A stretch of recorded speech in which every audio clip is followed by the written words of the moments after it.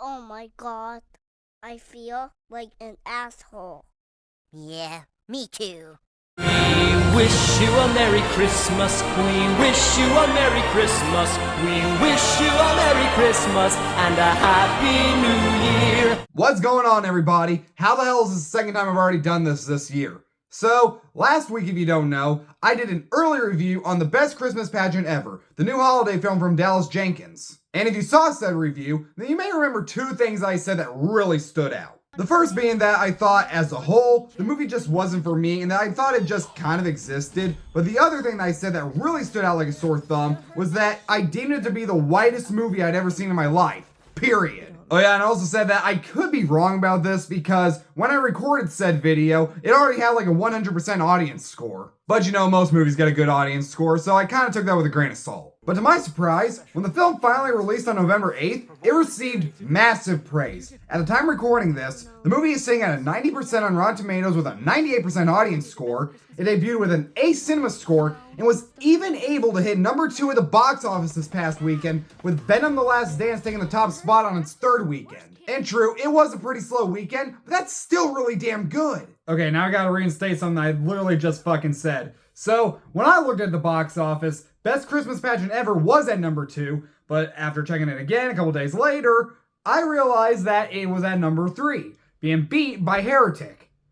Oops. So, yeah, long story short, number 2 was Heretic, number 3 is Best Christmas Pageant Ever, but then number 1 was still Venom. But the big thing that caught my attention was even people outside the target demographic were getting into this movie. Honestly, the most negative review that I saw was mine. And then on top of all of that, my man Sean Chandler did an interview with Dallas Jenkins about the film, and the way both of them talked about and described the film made it sound like this was something that should be right up my alley. They were comparing it to movies like The Christmas Story, Sandlot, It's Wonderful Life, and even Paddington 1 and 2, two of the best family films ever made. So after all of that, I was just like, okay, did I miss something? Was this really just not for me? Or did I just have a very bad experience watching this the first time? Because if you remember from my review, I said that I saw this with the most obnoxious ass audience you'd ever been in a theater with. They thought they were watching like It's Always Sunny in Philadelphia or something. I'm like, yeah, it's funny, but it's not that goddamn funny. It's not as funny as you guys are making it out to be.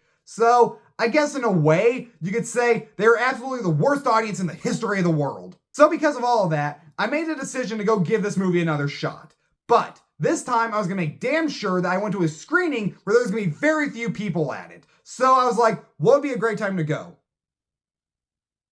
7:40 Sunday night. Why that time exactly? Because no one usually shows up to a movie like this at that time on that night. I work in a movie theater, I know this stuff. But the question you're all clamoring to know the answer to is that of, is the best Christmas pageant ever better or worse the second time around? Well guys, before I answer that, I have two very important things to say. So first off, let me just say that from the bottom of my heart, I am so sorry, you guys.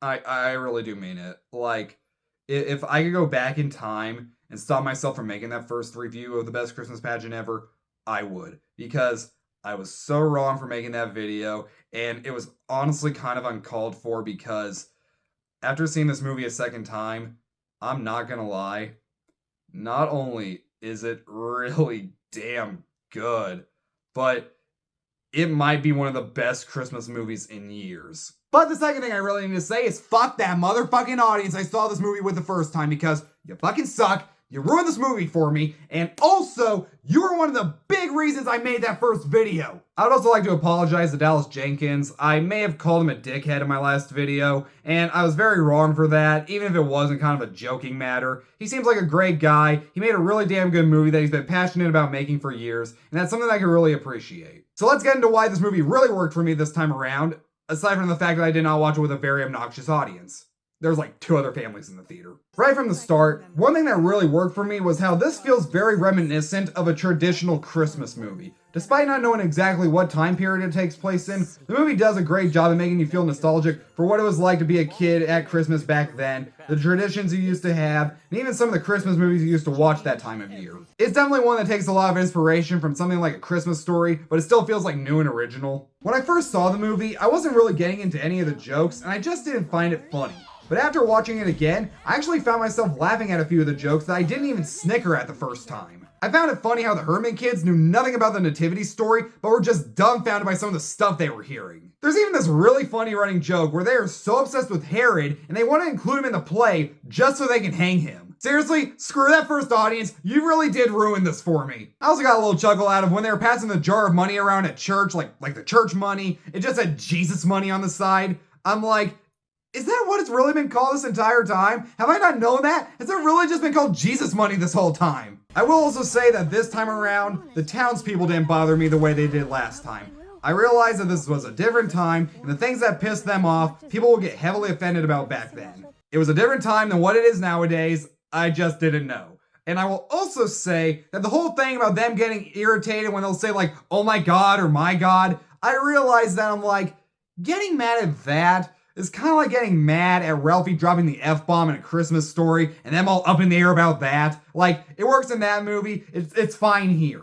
And when it comes to all the church ladies, I mean, I still stand by the fact that there are a bunch of Karens, but that's almost the point. You're not supposed to like them, and you really don't like them when they don't have a shred of dignity for the Hermans, when they're not even in a good situation themselves due to their mother never being around. They're not nice people, but you also don't want to see them get their comeuppance or anything, because it's not that kind of movie. The movie does also have a great message about community. How you may not like someone, but you may never know they actually need you in return. Now you also got to remember that Jesus was born for you as much as he was born for them. And I know that might sound kind of rich coming from someone who's not that religious, but I don't know.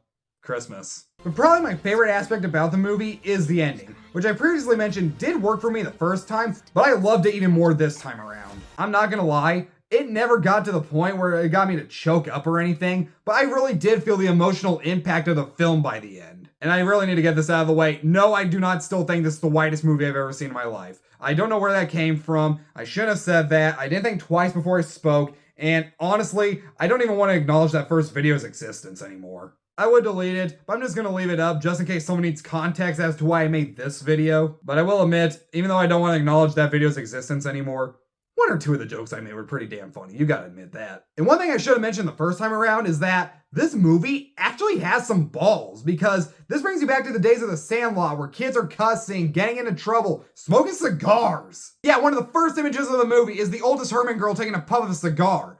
I just gotta say it again, I'm really glad I saw this movie again, because this really did make me feel nostalgic for movies like A Christmas Story or The Sandlot, movies that just bring you back to what it was like to be a kid. One problem I did have though is that apparently in the book in the 80s made-for-TV movie, the mother does show up to the pageant, but she doesn't here. I don't know if they had to cut that part for time or something, but it feels like a really important thing they should keep in the movie. Unless she's like an abusive ass or something.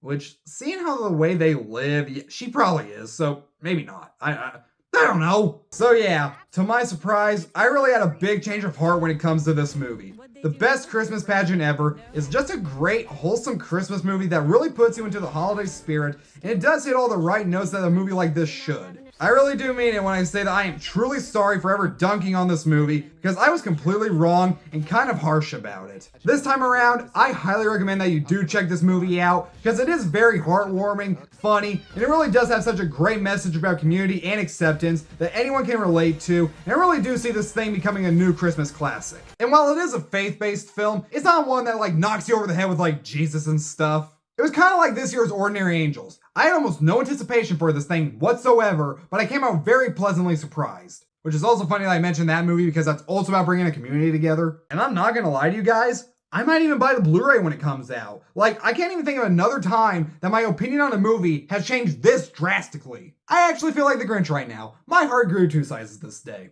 So I'm gonna bump the Best Christmas Pageant Ever up from a C to an A-.